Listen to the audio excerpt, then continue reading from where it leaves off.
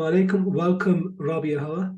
Our guest today is the founder of the Ulinzi Africa Foundation, which is one of East Africa's first non-profits focused on ranger welfare, facilitation, and empowerment with an aim to enhance wildlife protection and conservation in Kenya.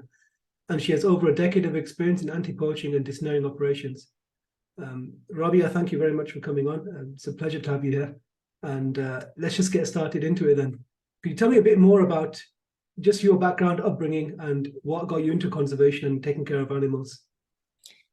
Wa alaikum salam, and first of all, Jazakallah for this opportunity. And I must commend you actually for this podcast. I think it's really important for the Ummah and also for the world at large to start making these connections between the natural world and our obligations to it as Muslims. So may Allah reward you for your efforts and grant you success. Yeah, so I mean, my background is fairly simple. I just had a perceived normal life. I used to work in the media. I've been a teacher previously. But I always had this affinity, like a love for the natural world, particularly animals and trees and plants. And that was really nurtured in me from a very young age by my father. May Allah grant him Jannah. He always made sure that wherever we were in the world, we would spend time in nature, whether it meant going on a picnic somewhere near a river and putting our feet in the river, or whether it meant going on game drives. Alhamdulillah, I live in Kenya, and I've lived all around Africa, and of course there's wildlife in abundance. We can drive about half an hour or even 20 minutes and go into a national park and see lions, rhinos, leopard, zebras. And so, having these experiences from a very young age made me feel very connected to nature, but also when I learned about what was happening in terms of the illegal hunting and the poaching, we call it poaching in Kenya, it was really, really harrowing. And of course, I had to do something about it. So really just learned about the situation through my work in the media, highlighting organizations who are on the ground, doing work to protect wildlife, doing work to conserve biodiversity, and learning what their challenges were. And of course, a majority of the challenge, which we're also facing currently, is lack of adequate resources to be able to execute and implement plans on the ground. So I started, trying to get support for these organizations, much like yourself, by doing interviews of people who run these organizations, and trying to get them more support, more awareness, and also create more public awareness on matters, wildlife matters, biodiversity and forests and trees, and how we must care for them. We really owe them a lot, I think. Indeed. And can you tell us a bit more about the Ulinzi Africa Foundation as well, which you set up in Kenya? Yeah, so I set it up in 2015. And if you can enable screen sharing, I can take you through a couple of slides. But I set it up in 2000. Actually, we registered in 2014, and we started our work in 2015 to really empower rangers. I found that rangers, by that time, of course, I had been volunteering with rangers in the field for quite some time, and I had learned about how so many of them didn't have first aid training, despite the fact that they were in a high risk job, on the front lines, very prone to risks, like, aside from the risks from poachers who could shoot them. I mean, you're living and walking amongst wildlife, and if you happen to come across an angry buffalo that's got an injury, you could get injured yourself or you could get killed. And we had one incident where a ranger he actually passed away because no one on the team had first aid training, and they came across a buffalo. And of course, this buffalo had some previous injuries inflicted by poachers. And, when you find an animal like that, they're very reactive. Any human being is a danger. And unfortunately, he was gored and his entrails were out. So they all kind of were trying to put his entrails back in, tried to rush him to the hospital, but it was really too late by that time. So, I feel like a lot of these losses of life were preventable, and that's why we started to focus on first aid training, provision of first aid kits to rangers. But then I also recognized that there was another needy area in conservation. So we work in the Tana River Delta. It's Kenya's longest river, and it meets the Indian Ocean. And where we work, there aren't any other organizations there. It's a place that has a very close proximity to the Somali border. So there is the threat of the Al-Shabaab militia who are quite active. And I think this has proven to be quite a deterrent in a way, for organizations and supporters to come. But, of course, there's wildlife here also. And so I really personally wanted to do something to protect the wildlife here because they were taking quite a hit. And so we then set up operations, with agreements and understandings with the Kenya Wildlife Service to support them in these areas. And so that's what we've been doing ever since. And I can show you a couple of photographs in a while, but yeah, that's how we started and what we do currently.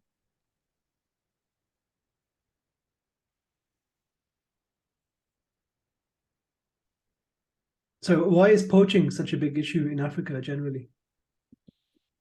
Um, well, I will hang on. I'm gonna try and see if I can show you this here. 1 second, desktop.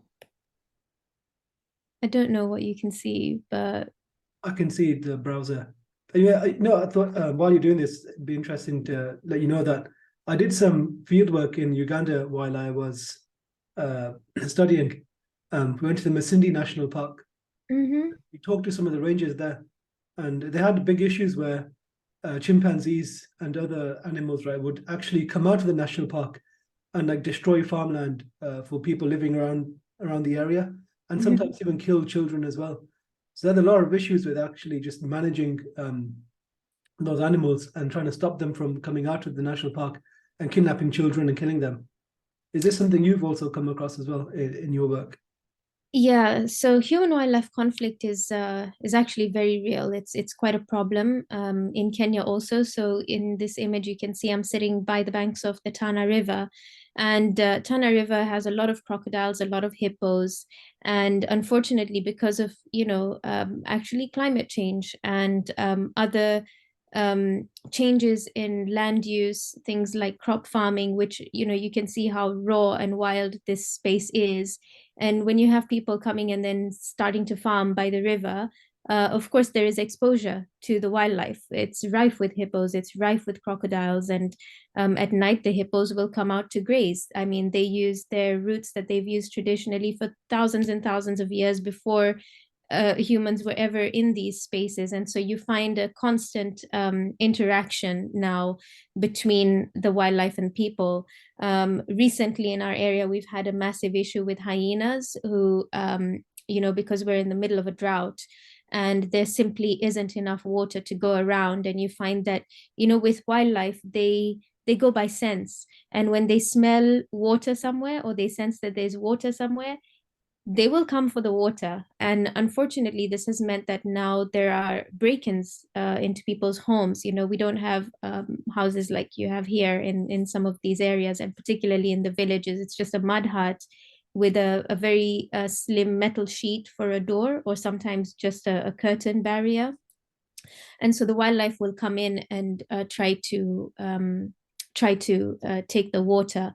And we've had many, many incidents like this. We had an incident where there was a fight, and the family tried to chase the hyenas away, but the hyenas ended up mauling some members of the family. So we do have challenges with human wildlife conflict, and these are things that, as a foundation, we also try and address. So my rangers will respond to incidents like this, try to take injured people to the hospital in our vehicles. The other thing is, there are no vehicles in this area. And oftentimes you find that rangers are the first point of contact because we don't have ambulance services in these areas, as you can imagine. It's really each to their own. If you have a problem, figure yourself out, figure out how you're going to get to the hospital.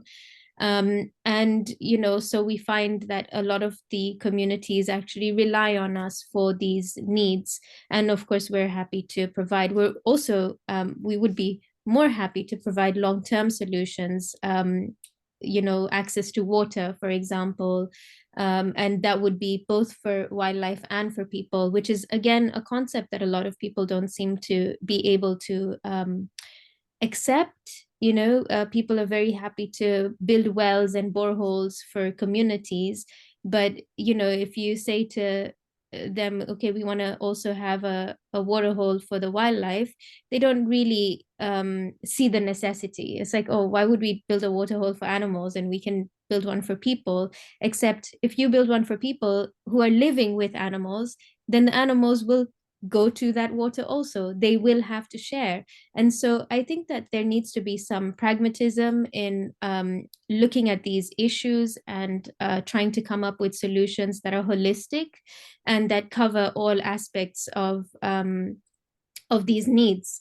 So yes, with human wildlife conflict, those are some of the challenges. These are some of the mitigations that we are hoping to put in place. But of course, everything is contingent on support and funding, and of course partnerships. We've tried to extend to numerous organizations, Muslim-led organizations who do a lot of boreholes and water points for people, and tried to say, can we do something collaboratively so that we can also find a solution for the animals? And we've been turned down severally, and that's not very nice, I have to say. I also don't think that it's a holistic solution to the problem by any means. But you did ask me about the poaching situation. So I want to show you this. These are dictics. So dictics are the smallest antelope in Kenya and in many parts of Africa, and they're like the size of almost like a bunny. Oh, They're super sweet. They're really tiny, really cute, and they also are very dependent on each other. So they pair for life. And when you find this species, you will either find them in pairs or in sets of three if they have a baby, and they will rear their baby to adulthood, and then the baby will kind of, go off and try and find another a mate to pair with. And at the moment in Tana River, we're facing an unprecedented level of poaching. A lot of people have this misconception that poaching is for food and it's poor people trying to feed themselves, but it is 100% commercialized. It's bad for people. Of course, there's a risk of a transfer of zoonotic diseases. One doesn't have to look farther than the Ebola crisis or even COVID to make that connection. But it's still happening and it is rampant even today.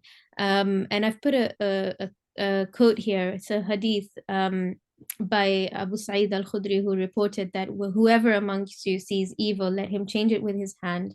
If he cannot do so, then he must change it with his words. And if you still cannot do so, then with your heart, which is the weakest level of faith. And so I feel that this is one of the hadiths that really has guided my work. We always try to act rather than, oh, that's really bad. Someone else is going to deal with that. But I'm in this position where Allah has exposed me to this extreme oppression, this extreme injustice. And I feel like I have an obligation to these creatures to try and do something about it. So this is an image that shows you what the poaching situation is like in Kenya. It is absolutely out of control, particularly in our area. And in the first image, you can find those are all dictics. So you can see there's about 230 of them in that image alone. And this was in one night. We managed to have an arrest of 2 suspects. And alhamdulillah, when we arrest suspects, we normally take them through the full court process together with the Kenya Wildlife Service and the National Police. And we then try to follow up on these cases, so that the convictions are strong and we're not having the same suspects coming back and wreaking havoc on the natural world. What is the commercial value of a dik-dik? So what are they used for? Is it the pelts which are sold, or is it the meat? What's No, so it's the meat. Sometimes they sell it door to door. So, you can buy a whole one for about £1, if not less. And sometimes they actually mix the meat with beef or mutton and then sell it to unsuspecting customers, which is, of course, really bad. But the thing that I'm trying to show with this image is, um, with the dynamic of dik families being that they pair for life, if one gets poached, then the other one really cannot survive on its own, and so will often end up actually putting itself in very risk prone situations. So you'll find them walking into hyena dens, almost being suicidal, almost dying of heartache. And this is something genuine that we found in a lot of animal species, that they simply cannot seem to survive on their own. They cannot eat. They almost go into depression, much like ourselves, except they don't really have avenues to be able to deal with that. So, yeah, this is one of the things that we find in the field. You find that poachers are indiscriminate. They will poach absolutely anything and everything. So if you're buying meat, from a market, you never know if you're eating a mutton or porcupine, which you can see in the bottom image there. In the images in the center, you can find, I'm kind of holding the leg of a dik, and that's to really show the method in which these animals are being killed. So they'll poach in pairs, and you'll have one guy turning on like a torch which has a bicycle horn attached to it, so it stuns the animal, and the animal then just stands still, and then the second person will go around the back and just slash their legs with a machete. And they don't slaughter, so these animals really die a very slow, painful death. You can see another image there of a hippo carcass. Unfortunately, we were not able to catch the suspects, but hippos are also largely targeted, because with one animal you get a large harvest of meat. And we have had very sad incidents where there was one incident where a pregnant hippo was chased down by poachers who speared her multiple times, and she actually aborted her baby, and they killed the baby also. So very, very, you find that some people are so hard of heart that they kill with no mercy. And this is not Islam. We've arrested poachers who are Muslim also. In the bottom image there, you can see this is an arrest we made in November of 2 ivory traffickers. So, elephant poaching is also still very much a thing. Are they doing this because they're poor and because the prospects of the economic prospects aren't there in their countries, and so they're resorting to poaching? The economic prospects aren't there, but you have people who will go into enterprise, you'll have people who go into farming, people will always find a way. We like to call ourselves a hustler nation, which means you'll find a way to survive. And when you resort to hard crime that involves killing and maiming innocent species for purely for commercial gain. I mean, some of these operators, cartels, ivory for sure, that's not just one person that you're dealing with. There's a whole ring of people who are connected to very wealthy individuals who are running these operations, and it's very, very sad to see, really. But I would like to say that working in a space where there aren't any opportunities, certainly job opportunities for young people, yes, it does, make it a ripe kind of environment for people to get into activities like this. But, there should also be a line between humanity and the lack thereof, I would like to say, because when you find you find some of these poachers will have no issues whatsoever turning on you and using a machete against you. And so even with our rangers, they're very much at high risk, trying to do this job to protect these species. All right. And with these poachers, right, is there, if you were to educate them, or do education, does that have an impact on how they, if they become educated, do they stop poaching? Or is So it we do try and do that. We always try. I actually personally have tried to even offer them a job and say, leave this, come, we'll hire you, I'll give you a job. But this is quick and easy. It's fast cash, right? And you find that at least in my experience, very few, if any, people, poaching suspects are willing to turn the leaf, unfortunately. Um, I know of some incidents where some poachers have turned a leaf and they have become rangers and they're very, very effective. But I haven't personally had this experience yet. I hope that, with some hidayah, it will be possible at some point. But, and of course, we never stop trying. It's not like we are going out there and trying to catch people and arrest people everywhere. In fact, the less arrests we make, the better for us, because it means that our education and outreach is having a significant impact. But even with education and outreach, it's very difficult to to try and reach some of these people in these areas. It's not like you can't just have a town hall or have an event and everyone comes to the event. So it's difficult. You just have to try your best, and that means law enforcement on one side and education and outreach on the other, and hope for the best. Yeah. Have you heard of IFES, the Islamic Foundation for Ecology and Environmental Sciences? They're I have based in the UK, but no. Have you heard of Haji Fazlun, Fazlun Khalid? He's no. quite well known eco theologian. Okay, that's fine. That's fine. But I'm just saying because they've done some work in the UK-based organization, but they've done work across the globe. One of the work what they did was in Zanzibar, where they were fishing. This is back a long time ago now, Mm-hmm.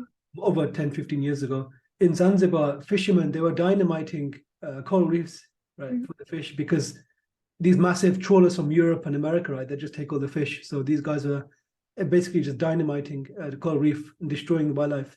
And the government couldn't stop them to do it. And the NGOs, Western NGOs went there. They couldn't stop them either.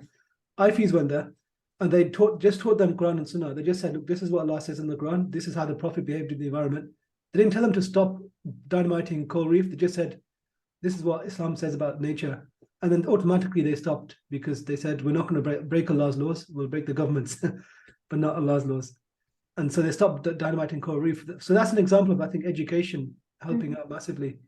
Um, Okay, that sounds really amazing, actually. If you have a connection there, I would be very happy yeah, to. definitely. I could put you in contact with. Yeah, that would be really good, because we do have, again, we also work near a fishing village where the river meets the ocean. And the communities are really trying to actively fight against trawling, because the trawling has been killing a lot of species, turtles, dolphins.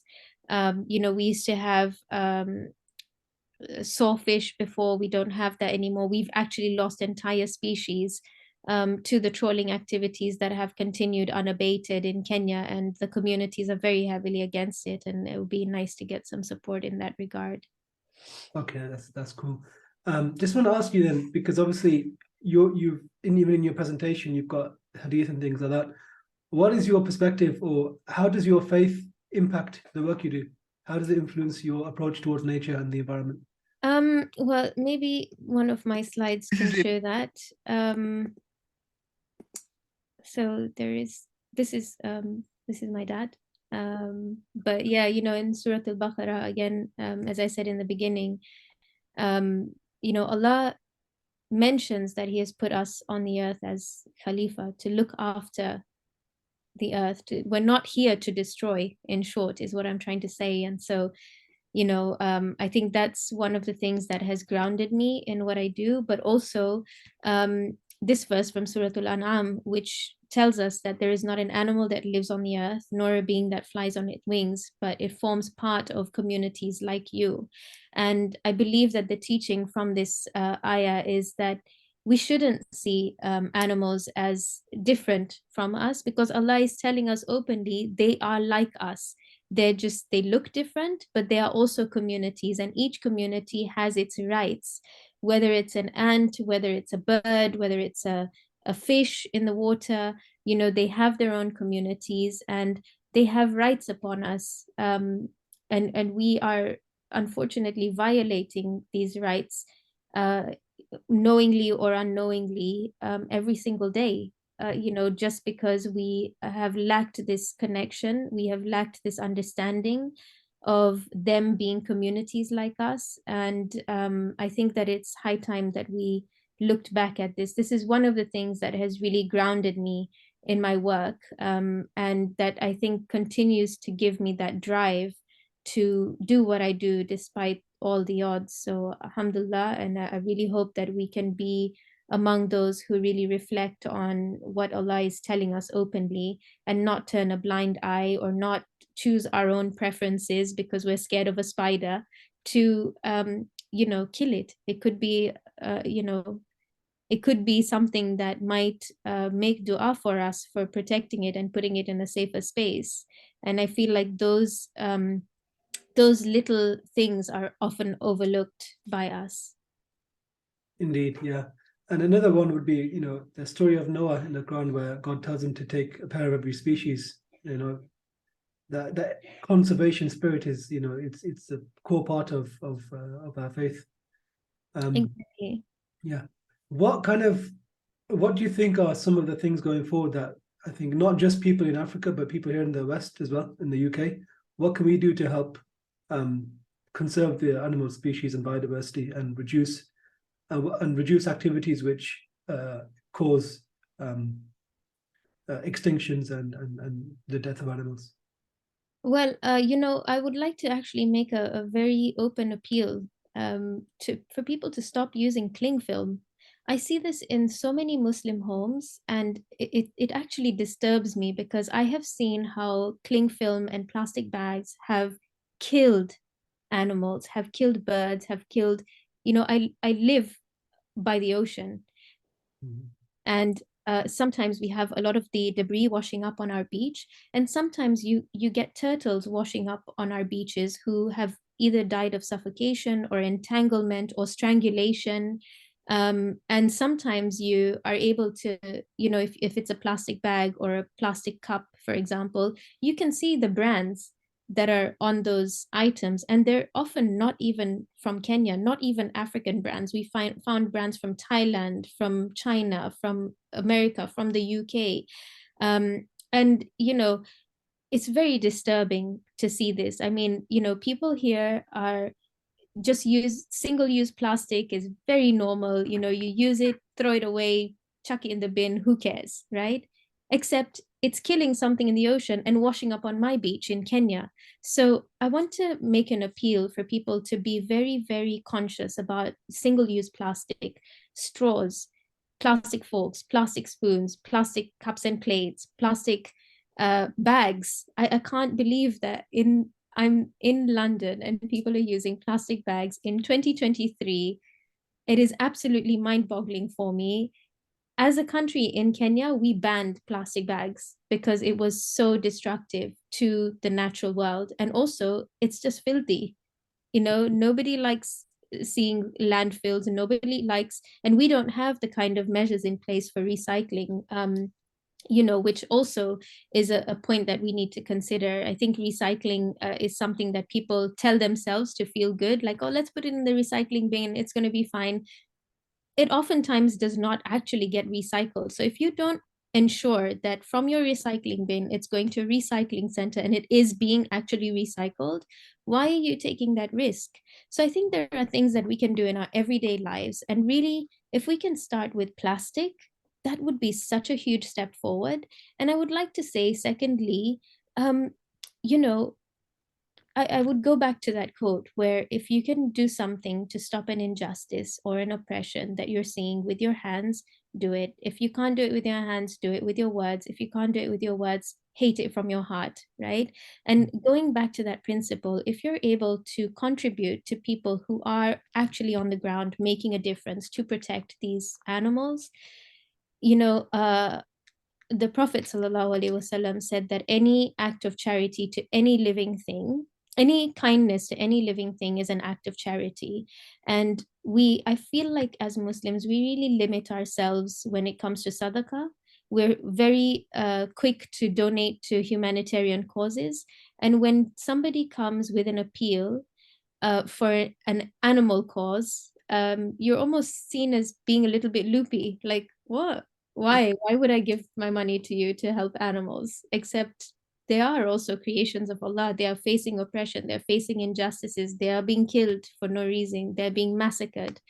So our flourishing actually depends on their existence. We need diverse animal communities around the earth flourishing, because where do we get our food from? It's animals, you know. Exactly. Where do you get fresh Environment. air from to breathe? It's from trees. And if people are cutting down entire forests, then, and I think we all, let's look at a tree, for example, I think in Islam, a tree is something that is very valued. The Prophet ﷺ, when somebody brought a chair for him to sit in the masjid, the tree started crying, and he hugged the tree to make the tree calm down. And I feel like, how can we ignore that? How can we possibly just see a tree and think, oh, this is a nuisance in my yard, I'd rather have a shed, I'm going to cut down the tree?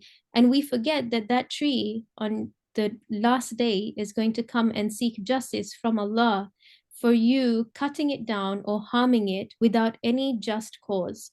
And we need to start seeing all these creations as Allah's creations who have rights, who will testify for or against us on the day of judgment. If you find an insect in your home and you have the ability to safely remove that insect using a cup and a piece of paper and just put it outside instead of whacking it with a slipper, do you not think that maybe that will be something that will tip the scale for you on the balance on the day of judgment? We need to start thinking like that. We need to start thinking about how these things that cross our paths, these animals that cross our paths, whether it's a hungry cat or a thirsty dog, and you give it water, do you not feel like Allah would reward that? Of course. So we need to think about these creations as opportunities to earn Allah's pleasure, to earn Allah's reward, to earn their dua, and not see them as a nuisance, as, oh, that's a dog, yuck, I can't go near the dog, I can't touch the dog. I've seen this so many times Yeah, from, especially you with know, Pakistanis in the UK. I This dog I phobia. can't understand it, to be honest. I'm there. I'm like, oh my God, can I please pet your dog? It's not haram to pet a dog. it's it's totally allowed. You just can't have their saliva on you. And if their saliva does come on you, What? you just wash the area 7 times. I don't know where we got this idea of we have to have 7 ghusls. It doesn't make sense. Islam was not for our lives to be difficult. Yeah, It and was also to make that's a our hundred lives hundred the easy. opinion. In the Maliki madhab, animals are pure. Yeah, If you have it's no problem having a dog. Most of exactly. human history, humans have had dogs anyway, because for shepherding sheep, they're very useful animals. God creates things with purpose. No, Exactly. And I feel like, we really need to start thinking differently about how we view animals, about how we treat animals, and not just animals, trees also. We need to stop seeing these things as nuisances and see them as opportunities, because wallahi, they really are. I'm not sure if it's a hadith or a verse from the Quran right now, but I remember when I was very young, hearing about how sometimes as human beings we do so much wrong that even the wind complains to Allah and says, I don't want to blow here and give these people comfort. Let them scorch in the burning heat of the sun complains. But the animals make dua, and it's sometimes their dua that actually is a salvation for us. Maybe we're getting rain because of them. I think we really need to start seeing them as creations of Allah, who not only do they have rights, but they also have the ability to make dua. They speak to our Creator, they speak amongst themselves as well. And, I feel like they speak to us also. We just need to find a way to listen. They may not speak our language, but when an animal is hurt and it comes to you, I think we have the capacity to understand that without necessarily understanding their language. I don't understand a word of Turkish, for example, but if a Turkish person came and was asking me for directions or needs help with something, with gestures, I'm able to over time understand, like, okay, this is what you need, this is how you can get help, right? And if we're in a position where we can help or destroy, why choose distraction? Exactly. It's as simple as that. There's so many interactions that I've had with animals. I've been attacked by wild animals before. I've been bitten on the arm very, very badly. I had to go for so many injections. But it doesn't make me hate them. It doesn't make me develop a very irrational fear of any animal, where, oh no, I can't go near the animal, it's going to bite me. I live with these creatures. They're my neighbors. And just because one has done something to me, it doesn't make all of them bad, right? And I think it's the principle that we need to live by when we're dealing with these creatures. I can go on for hours about this stuff, really.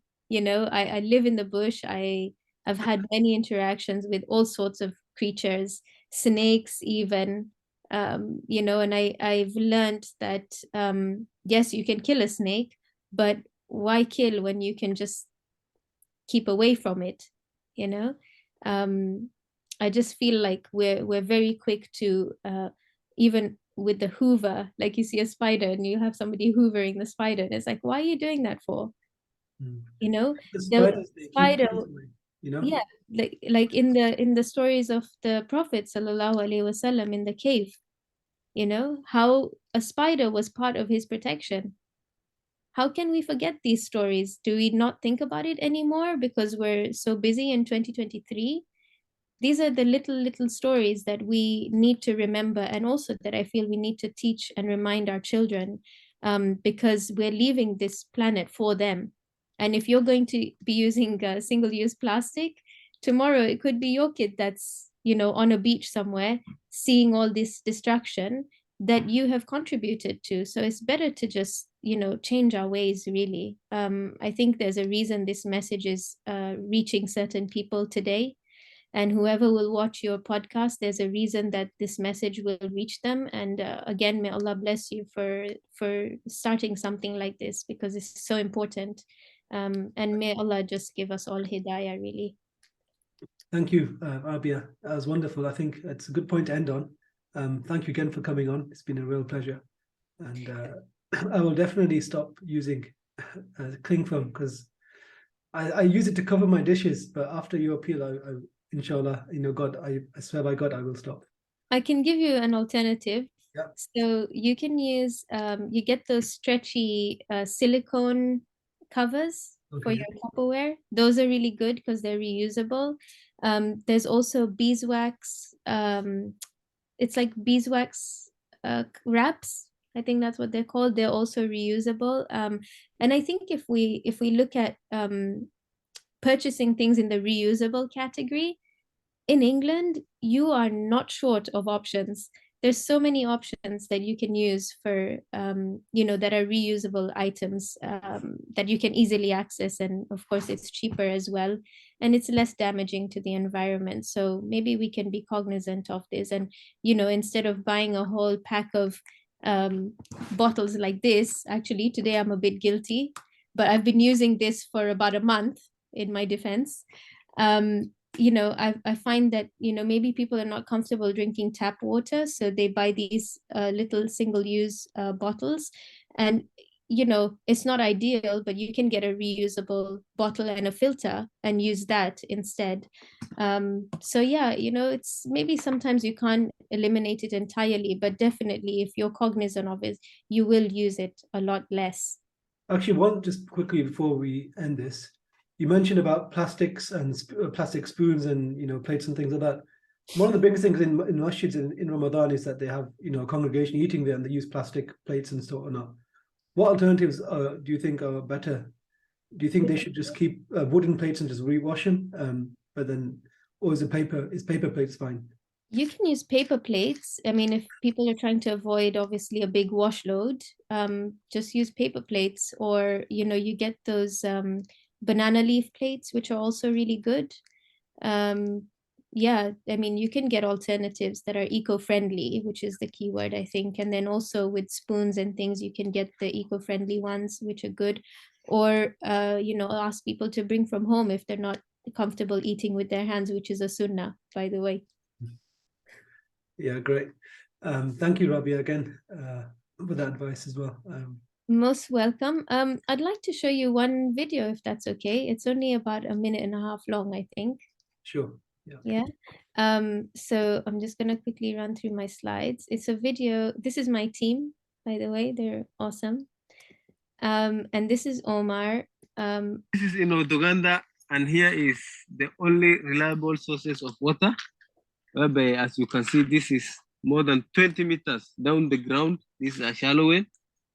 This is where the women come at night, because during the day they can't even get that small water. So they come at night so that to get at least, after waiting for 3 to 4 hours, they will manage to get 3 cups of water.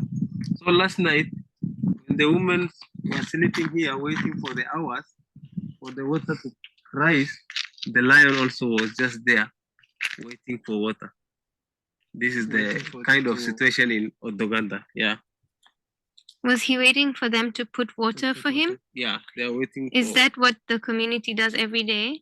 Initially, they were doing that when there was enough water, but right now the water is not sufficient for even for the domestic use, so they can't even manage to pour water here for life. The little they get is for their families and their domestic use. Okay, thank you.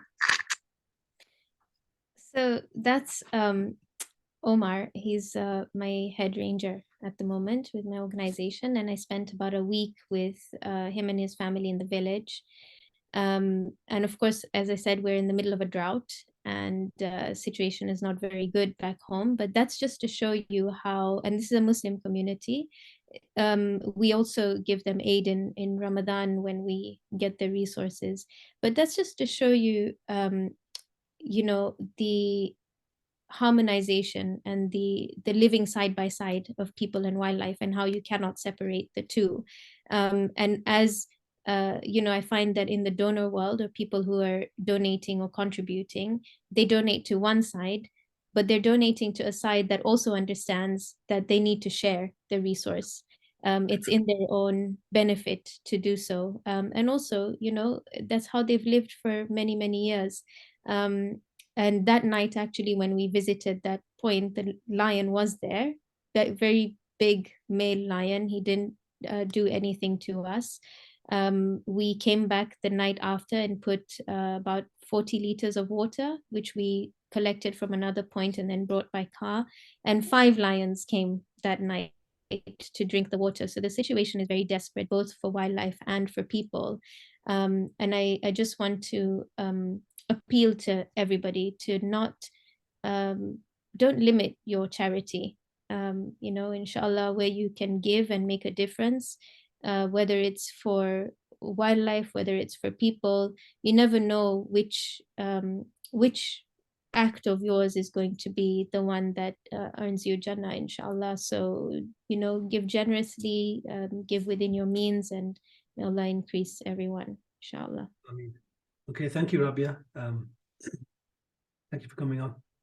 Thank you for the opportunity, and inshallah, I wish you all the best with this venture of yours, the podcast, The Godly Life. May you get many, many, many followers, and may Allah increase you for this, inshallah. Ameen.